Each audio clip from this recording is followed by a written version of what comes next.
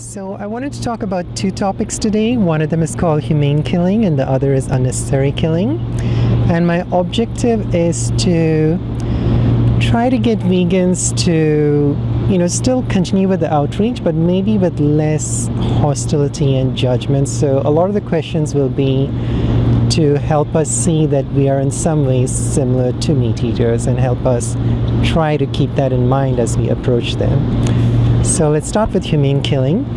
What do you think about humane killing? Well, to me, it's a total oxymoron. There's no humane way to kill anything, there just isn't. Killing is killing. It's not a humane act, no matter which way you try to spin it. It's just not. So, I think we should eliminate attempting to make that even an expression. If you want to kill something, call the kettle black and call it murder, call it killing. Don't try and call it kindness by any means, because it's not ever going to be. So I think that the way that we approach that scenario should be literal, and because it convolutes the idea, and it's what makes people frustrated, because it's not humane, and it's not kindness, and it never will be. So killing is killing, and I think we should just, if you want that to be a part of your lifestyle, then that's what you should call it, So. If you think about the dictionary definition of humane is, to do something with consideration or kindness towards a human or an animal. And if you think about euthanasia, mercy killing, when we decide to engage in mercy killing of some animal, whether it's our dogs or cats or humans, we can either go about it however it doesn't matter, or we can consider some methods as things that are less likely to cause pain and suffering while doing it. So you could use the term, this is a more humane way of euthanizing an animal or killing an animal or a human. Would you agree? See, I wouldn't ever use the word humane. I would say, it's maybe less abrasive. It's there's not as much kicking and screaming. It's less resistant. I would say, if I dose somebody with a hefty amount of opiates and then slit their throat while they're sleeping, it's going to be less abrasive. There's not going to be as much resistance. If you dunk a child's head in hot water before you drain it of its blood, it probably will be a little less resistant, but I would never call that humane, ever.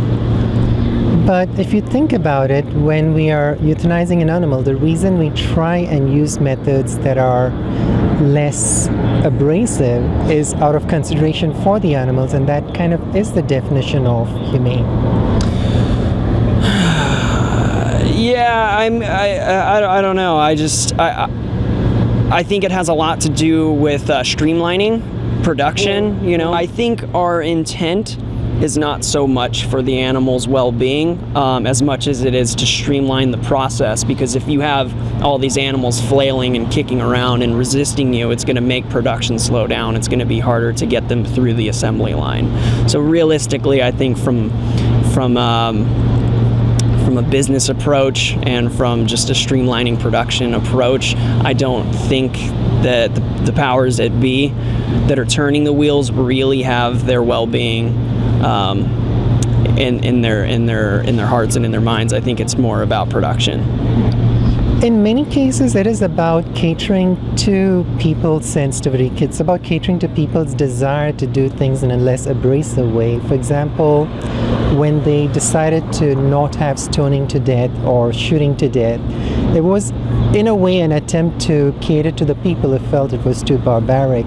So they wanted to make it a little bit more palatable, and they would use the term humane because in a sense they take into consideration what the person is going through while they're being killed. Well, yeah, and in that context, we're talking about the effect of somebody's actions. So stoning to death, electric chair, hanging somebody, things of that nature were the repercussion of a crime, usually, or an accusation, however found guilty or innocent. It was the repercussion of somebody's criminal behavior.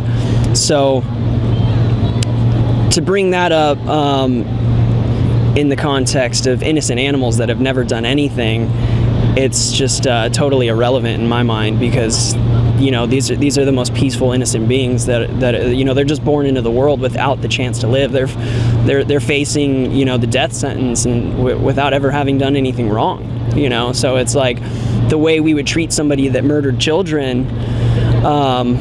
And if we want to call that humane or whatever, that could be up for debate, because he has a voice, he speaks our language, he can communicate with the rest of us, and he did something that even brought that scenario to the table. And I'm not in any way trying to imply the way I feel about the death penalty and stuff like that, because that's a whole nother conversation pertaining to humans.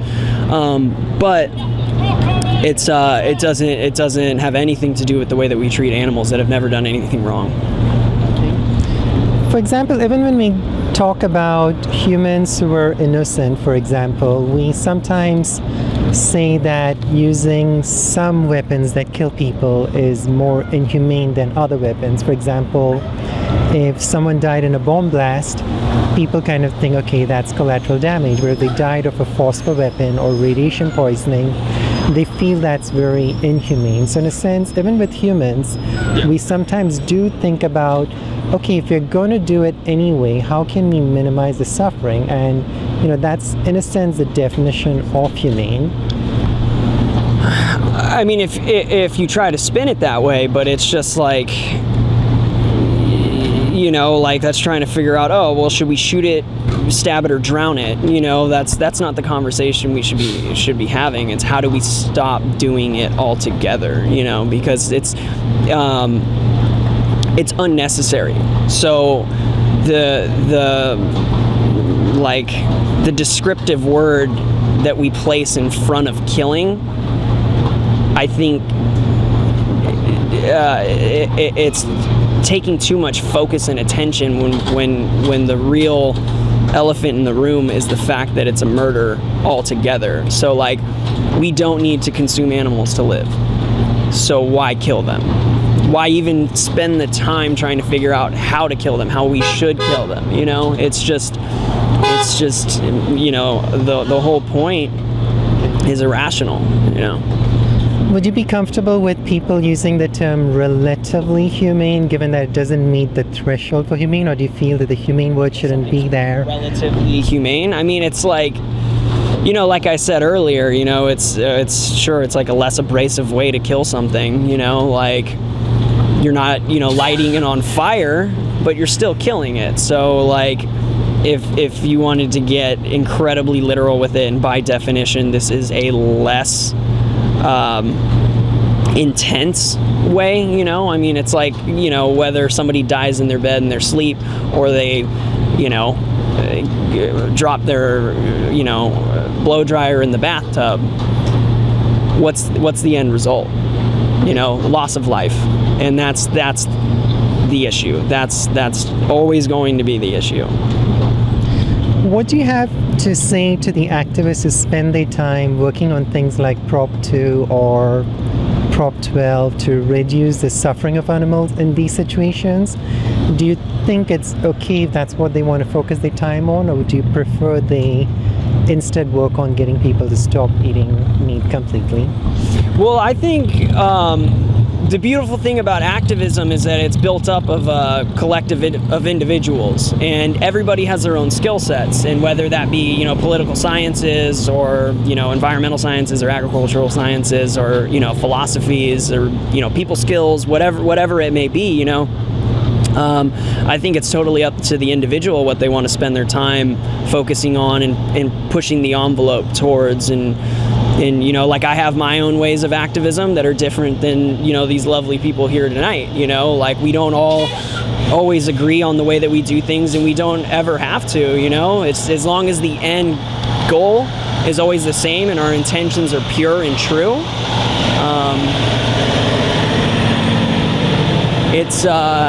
It's a beautiful thing, It's like different strokes for different folks, but it's always love, and it's always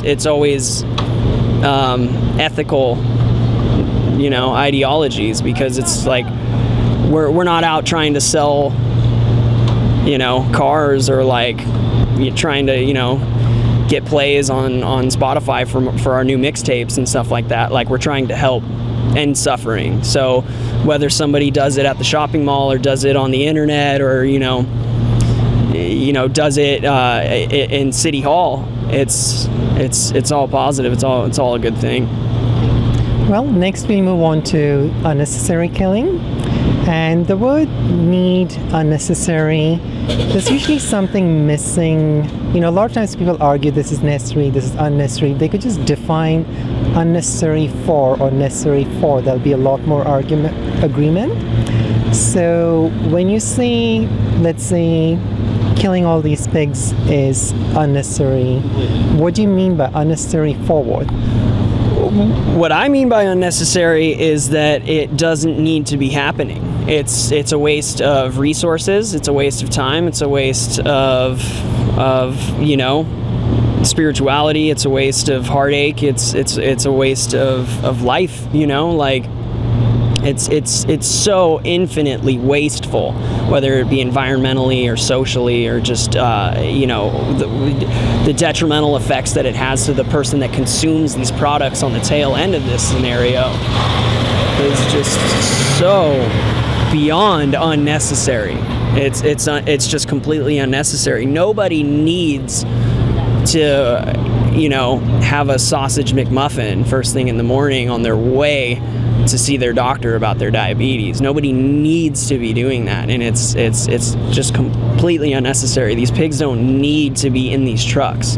They don't need to be getting chopped up inside this building right now. So it's just unnecessary across the board. Like, we live in a modern society, and we can choose what's on the shelves of our grocery stores. We can choose what's on the plates in our at our dinner table, and it's always an unnecessary choice to choose animal products. I agree that there's enough information to show that it's wasteful in all the ways you mentioned, but I'm trying to figure out if you mean unnecessary to survive, unnecessary to thrive. Would that be what you mean by it's unnecessary? Yeah. In the society that I live in the part of the world that I live in the environment that I live in, survival does not require the consumption of animals. It doesn't require the enslavement of animals. It doesn't require the abuse of animals, and it doesn't require anything to suffer for me to thrive. And I can sustain myself. I can make an income. I can have gains in the gym. I can perform in triathlons, and none of that requires animal products or suffering to be accomplished. And so, being that I can do it, and people that I know can do it, to choose those actions would be unnecessary. Yeah, unnecessary to survive, unnecessary to thrive. I guess both of those are valid points. Now, what about those who say, well, it's necessary for me to do that in order to have the taste I grew used to as a child, and I miss those tastes? Well, taste is a pleasury sense, and that does not outweigh the importance of life. Any sentient spiritual being that is given the gift of experience on this planet,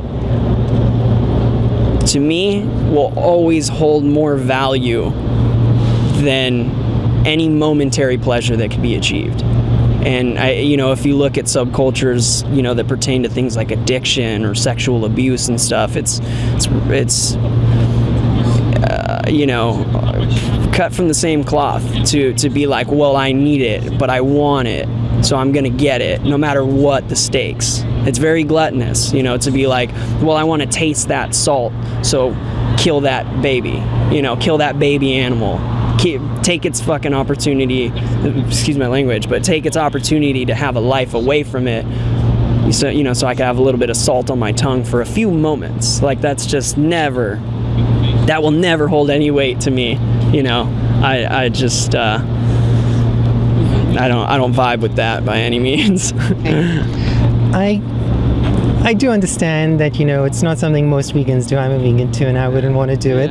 But I do understand what they say when they say that. And I'm going to pick on some examples, not to show that you're a hypocrite or anything. Yeah, for sure. It's more to help you realize that we vegans also do similar stuff at times, and in a sense it's easy to do what's culturally acceptable and not think twice about it. Oh, for sure. Yeah. So I'm going to take the example of, I know one vegan, was very aggressive with other vegans, saying that you should walk on the sidewalk, not on the grass. You don't need to smell the flowers. You can just walk on the sidewalk. And so it's something that many people would say it's not necessary to thrive, it's not necessary to survive, and it's just something we do for the pleasure of enjoying nature or the smells. Well, okay, so the reduction of suffering is a spectrum, I need to wash my hands, I'm killing bacteria to do so. Am I gonna cease to wash my hands from here on out?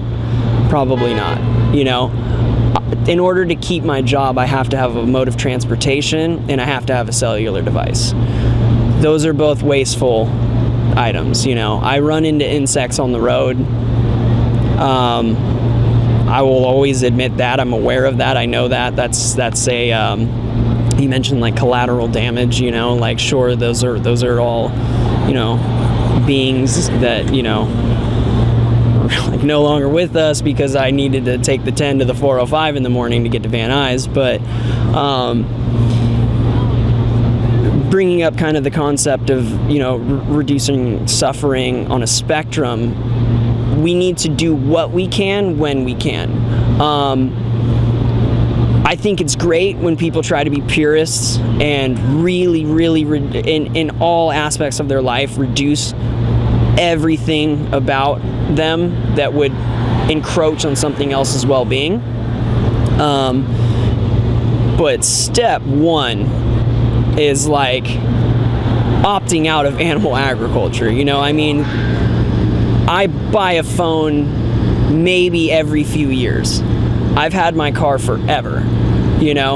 These are lump sum purchases, lump sum choices and actions. We eat 3-4 times a day, usually, on average, So that's every single day, multiple times a day, contributing to suffering directly in the most impactful way, to your body, to the planet, to the animal. So that's just ground zero for me. Like, that's just step one. That is the least you can do, and where you go from there, like personally me, like I don't use any plastics when I grocery shop and stuff like that. I like to bring a bag, like carry silverware with me, reusable bottles and stuff, like modern reductionist choices, like that are easy. You can find these things on YouTube and watch really great people walk you through a day in the life of, reducing your waste production and stuff. But for some, like, if somebody doesn't want to walk on the grass because it might harm the ecosystem, they don't want you to. Oh, well, I mean, like, I'd hear them out for sure. I'd be like, all right, well, let me, like, please, like, inform me of why you think that is, or like, if it's their lawn, I'll keep off the grass all day. I have a dog. I walk my dog through my neighborhood every single day, multiple times a day. And if I am told to keep off the grass, I do it. So, if somebody was like, hey man, you're bumming me out by, getting too close to those flowers, I'd be like, all right, brother, whatever, no harm, no foul. If something's bothering somebody and it really, like, it doesn't do me any harm to abide by them, and it doesn't do anyone else any harm, to hear them out and whatever, that's cool, It's more that they don't want you to go out into the park and smell the roses because you might step on some animals. Well, I mean, I think those are debatable topics, It's enjoying the beauty of nature and enjoying the beauty of life, like I personally don't see any harm or foul in climbing a tree, or going on a hike. I love nature. I swim in the ocean every other day of the week. I go through, you know, on trail runs up in Malibu Canyon all the time and stuff. I love nature. So if somebody had a problem with humans being in nature, I would be really interested in starting a dialogue with them and finding out why, because it's pretty much where we're supposed to be.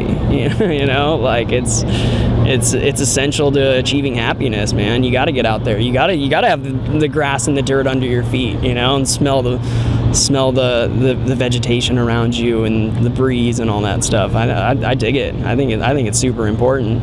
But you know, I would be more than willing to hear someone out on that topic. I would say that it's not necessary for survival, it's not necessary to thrive, but it's something we feel entitled to. Many of us were into nature. I'm also into nature, and I do have a sense of I'm entitled to walk on the grass and step on animals. Yeah. Though I don't think I'm entitled to drive a car to enjoy nature, killing dozens of insects. That's a different topic which I'll address another day. Yeah. But there is a sense of entitlement that makes us feel that it's okay, as natural beings we should be able to walk on the grass. And there are some meat eaters, most meat eaters agree, you know, they don't believe it's something they're entitled to, but there are a few of them who believe that somehow in their worldview they're entitled to kill animals. For sure, yeah. I mean, I've met people that feel that way, you know. I've had that conversation more times than I'd like to admit, for sure.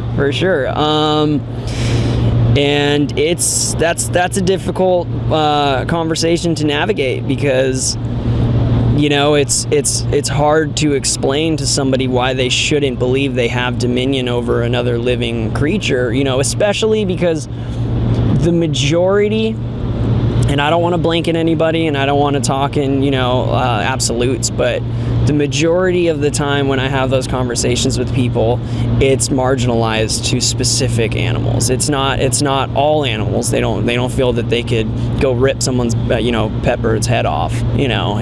But it's farm animals, you know, like, oh, like pigs should die for me. Cows are dumb, they should die for me. You know, people say stuff like that, but they have like a pet cat, pet dog, or like a turtle or something. And like, if somebody were to take that from them, you know, like, or you know, and they personally, like, they treat those animals very well. They don't abuse them. So I think those people definitely, you know, we live in a society where we're very distracted, we're very jaded, we're very disconnected from our spirituality, we're very emotionally uneducated. And you know, I think those people just have a lot of interior work to do on themselves before they can even deconstruct a thought process like that in the first place, you know, because it's an angry way to be, you know, and it's probably stemming from something subconscious that's, you know, the catalyst of, you know, probably other problems they have in their life too, you know. But can you at least understand that if they do believe they're entitled to it, maybe it makes sense to give them the same level of compassion we would want someone to give us when they're telling us not to walk on the grass? Well, grass isn't sentient to our knowledge. Grass doesn't have a central nervous system. It doesn't have a brain. It doesn't form memories to our scientific knowledge. It doesn't show emotion. It doesn't, you know, bond with its young. It doesn't raise its young. It doesn't immediately, you know, like react in the way that, you know, the animals that we abuse in our culture do, you know. It needs to be respected and it needs to be taken care of. I think as you know, one of the more cognitive creatures on this planet, I think we have an obligation to shepherd all life through wellness, you know, whether that be tulips or tuna fish, you know. I do feel that way for sure, but I mean, like, we harvest vegetables and stuff, you know, and there's a reason I think that they don't have the pain receptors in the central nervous system and all that, you know, that these animals do to feel pain and feel fear and understand hate and stuff like that. And so when people say, well, it's like my choice and you should respect me, what really needs to be focused on is the victim that we're discussing, you know.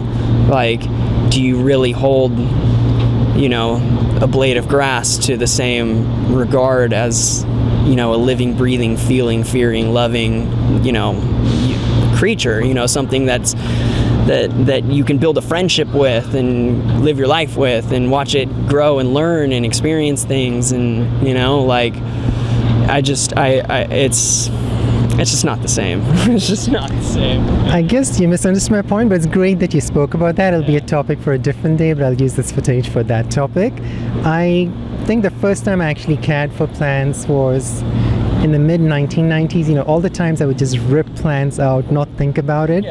But one fine day, I could have just ripped a vine plant that was kind of twirling through my window, but I felt some identification with the plant, you know, a desire to, not a desire, more like an inclination of life to thrive.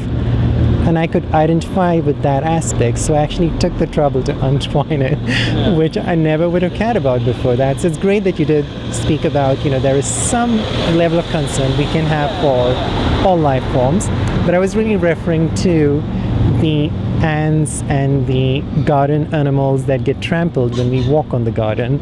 Oh, okay. Yeah, I mean, that's like incredibly unfortunate. You know, I think if we lived in a sustainable society where people had their own gardens and everyone was more of a green thumb, you know, like motivated person to grow their own vegetation and stuff, like when you go out there and harvest your own veggies for you and 2 other people, you're not going to be chopping up things, you know. If there's some field mice, they're going to scurry away from you before you can stomp them out, you know. Like, it's just that kind of like loss of life through harvesting wouldn't be happening if you were out hand picking your own produce and stuff. I don't think, at least not on the scale that it is with like factory farmed agriculture, you know, like plant-based agriculture, because that there's many problems in that industry too. I mean, I don't even want to get into like glyphosate and stuff like that, you know, but it's bad out there for a lot of stuff. But yeah, I mean, I mentioned a few times, like it all needs to be held in some regard of respect at a minimum, you know. And like, yeah, if things are getting harmed for an outcome, it needs to be reevaluated, whether it be for spinach or, you know, cauliflower or whatever, you know. Like, if we're gonna harvest produce, we need to figure out a way to do it with the absolute least amount of suffering possible. So, with reference to this person I knew, he used to be really aggressive towards vegans about, you know, you shouldn't be walking on the grass, this and that. The person would come at it, you know, almost with a very judgmental point of view, which, you know, doesn't feel good. Yeah, it was someone named Amir who's still around. I haven't spoken to the person for a while. He's still my friend, but, you know, I told the person if you aren't going to change. And that didn't want people harming plants either. No, the insects. They felt we have concrete, walk on the concrete, don't walk over there. I see what you're saying. So, like, stay out of, like, nature because you're going to step on bugs and stuff like that. And, like, you don't know what's under the grass, so, like, just you can see your path and there's no insects. So, like, in regard to maybe harming insects, just stay on our pathways. It conflicts with our entitlement to nature. Well, I mean, I kind of, yeah, you know, I like, it's, that's kind of a rough one. I mean, like, as somebody who, like, you know, like, walking, you know, back to my apartment in the dark after it's rained or something, and like you know, hear the crunch of a snail, and you're just like, like, why did that have to happen? You know, yeah, like, for sure, like, we do have very clear paths of like walking around, and I mean, I guess, like, in theory that makes sense for sure, but like, it's also good for you to get your, you know, your bare feet out into nature and stuff. So I don't know, like, I would like to think, like, if I were to really dig into that concept, a lot of the insects that are down there in that, like, kind of like, it's not subterranean, but a lot of it is subterranean, but even on the surface level, the amount of impact that their exoskeletons can take, it usually, like, the weight of a human kind of traveling over it because all animals, you know, they have like pod feet and stuff, or hooves even. I think that they're biologically designed to survive being on the ground with animals traveling. Like, in theory, that would be my first. Obviously, I like just kind of dug into this and haven't done any research in these few moments, but that's the first thing that comes to my mind, is like insects can hold like impressive, you know, multiples of their own body weight and impact and stuff. So I would think I like, my question would be like, is how much research has been done about how many animals you kill walking barefoot on the grass, you know, or, you know, insects and stuff, if any, realistically, you know, because I think nature would have probably figured that out. In nature, there's just a lot of death. It's just kind of, you know, they multiply like crazy, and they just account for some being killed along the way. Yeah, I mean, even like your gut biome, like eating food, period, recycles bacteria inside your stomach, and like cells need to die for new cells to form. Like breathing oxygen kills blood cells to, you know, like it's just, there's a, when you get down to like the micro and stuff, it's pretty like, to be an absolute like purist, you would have to like remove yourself from all functionality, I think, you know, which is kind of a, I don't even know how to dig into that concept, but you know what I'm saying, kind of like. To some extent, it's true functionality, but it's also true that, you know, we do engage in stuff that isn't necessary for us to thrive or survive. And when someone like that person approaches us, we would like them to approach in a less hostile, aggressive manner, especially considering that, you know, we would want them to acknowledge that we have some sense of entitlement to walk in nature. And I'm saying when we encounter meat eaters who have some sense of entitlement because they see that as a natural way, to not just, you know, to approach it with the same compassion we would want to be approached with, where we acknowledge that, okay, I understand you believe that, it's not something we believe, kind of that way, but, you know, acknowledge that you understand they believe they're entitled to it. You're saying like my understanding towards somebody that's eating animal products, like to approach them with the same sense of understanding that I would want from the grass guy? Yeah. It's difficult because they're more sentient and stuff, but, you know, I want us to try. But I mean, like, people walking on the grass isn't a direct threat to like complete and total environmental collapse within the next 2 decades. You know, like people picking flowers isn't going to be what destroys our planet. You know, like there's a very serious, very fast approaching repercussion to those actions that needs to be addressed right now. And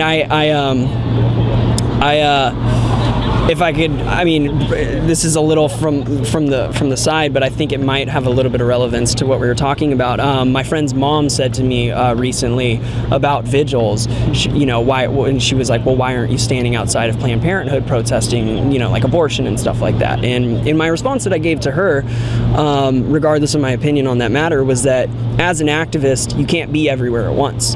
You have to choose your battles, and you have to weigh out the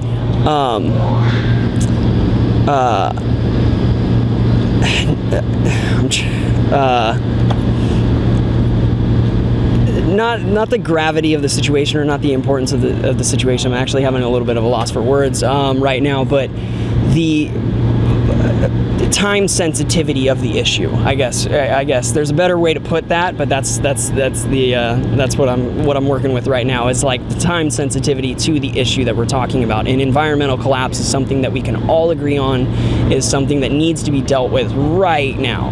And you know, the direct loss of life of billions and billions of animals annually for things that we all can agree on are unnecessary is something that needs to be dealt with right now. And the health crisis in the Western world is something that needs to be dealt with right now. I mean, the leading cause of death in humans in the West is massively foodborne. And it's not kale and cucumber that's doing it, you know? So it's like, you have to, unfortunately, being an individual and not being able to be everywhere at once, we have to make choices and create our own hierarchy of call it importance between these matters. And am I going to spend time focusing on blades of grass and the potential for bugs being in there? Or am I going to spend, you know, like the things that we have to do to sustain ourselves in a modern world limit our time, you know, just inherently. That's what's going to happen. Like, I had work all day today, and I had to find a window of time to be here tonight.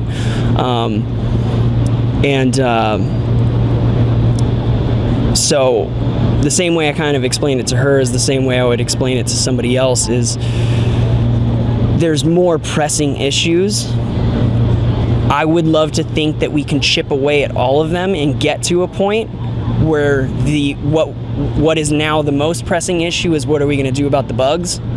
You know, I want to get there, and I want to get past that. But we need to start here first. You know, we need to start with the climate. We need to start with disease. We need to start with this just infinite suffering and deal with that. And then we can get to, you know, the other issues. And if somebody wants to spend their time focusing on like just that, like I said, there's all kinds of activism. And if that one person wants to focus on that, like, more power to you, you know, for sure. There's plenty of us out there. But expecting somebody to be chill with me walking on grass is not gonna make me be okay with somebody killing an animal, you know? Like, it just won't. Not saying that I won't have patience with somebody, you know, because like that's a whole, how I approach those people is a whole nother conversation, you know, like, for sure. Yeah, I mean, you know, I'm not saying you shouldn't focus on this. It is time sensitive. It is also the enormity of the suffering. You know, it's kind of one of the, there's of course suffering in nature, but in terms of what humans do to others, the amount of suffering we cause is worse when it comes to factory farming, and probably most intense when it comes to experimenting on animals. And so I definitely agree we focus on those two issues, and I do agree that you know, how we approach people is what I was most concerned about. So it's, once again, it's very important that, you know, you continue working on these important issues. I want us to. I just want to make sure that when we approach those, you know, who feel entitled to it, when we approach those who feel that they have other priorities in their life, I don't want us to stop being persistent that this is really important. I don't want you to ignore it. I don't want us to stop that, but I just want us to approach it the way we would want to be approached. Yeah, when you approach anybody about anything, you need to come at them with a level of patience and understanding that they are their own person. They've walked their own road. They're going to have a different belief system than you, different ideologies, different fundamentals. Totally, you know, they're a totally different person, and whatever they've gone through that you don't understand brought them there, and you just need to have patience. Like, I mean, for me, like, teaching myself patience was huge, you know, like, not only just with myself, but with the world and with people, and like with this industry and this topic. And, you know, when no matter how different our lifestyle choices may be, you're not going to get through to a lot of people being aggressive and being angry and pointing the finger and telling people, you know, that they're bad people for doing what they're doing. But, yeah, you know, it's just, you got to be patient with people, you know, and you need to try and be as rational as you can about things. Don't seize to, you know, stay the course of what's important. Definitely, like, keep your purpose in mind, but don't be a jerk about things, you know? Like, I'm a big fan of attractivism, you know, leading a lifestyle that people would be drawn towards, you know, and attempting to steer away from a lot of the doom and gloom and the things that are quick to make people turn their cheek, you know, because if I'm making people close their eyes, what am I accomplishing, you know? Like, so at the end of the day, I think it's about spreading love, it's about being happy, it's about showing people that this is a great way to live your life, you know?